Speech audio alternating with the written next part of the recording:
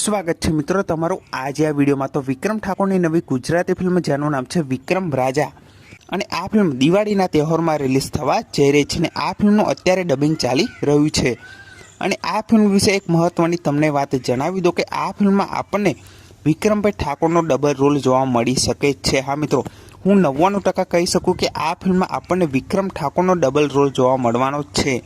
અને 1% એટલા માટે ના કહું છું કે કોઈ બીજો કલાકાર પણ હોઈ શકે, પણ 99% તમે માની લો કે આ ફિલ્મમાં આપણને વિક્રમભાઈ ઠાકોરનો ડબલ રોલ જોવા મળવાનો છે।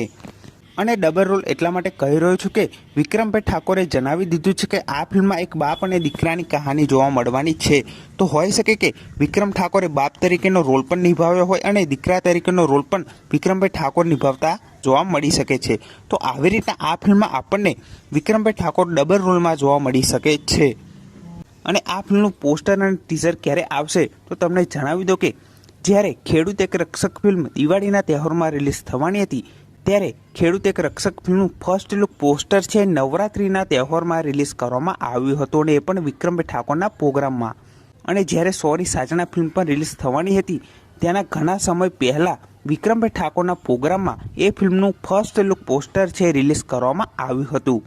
અને આ વખતે પણ વિક્રમ રાજા ગુજરાતી ફિલ્મ એ દિવાળીના તહેવારમાં રિલીઝ થવા જઈ રહી છે અને આ ફિલ્મનું ફર્સ્ટ લુક પોસ્ટર પણ આપણને નવરાત્રિના તહેવારમાં વિક્રમભાઈ ઠાકોરના પ્રોગ્રામમાં આ ફિલ્મનું ફર્સ્ટ લુક પોસ્ટર છે જોવા મળી શકે છે।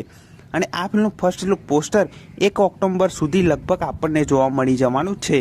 અને આ ફિલ્મનું જેવું ફર્સ્ટ લુક પોસ્ટર રિલીઝ થાય ત્યાર પછી આ ફિલ્મનું ટીઝર અને ટ્રેલર આપણને જોવા મળવાનું છે।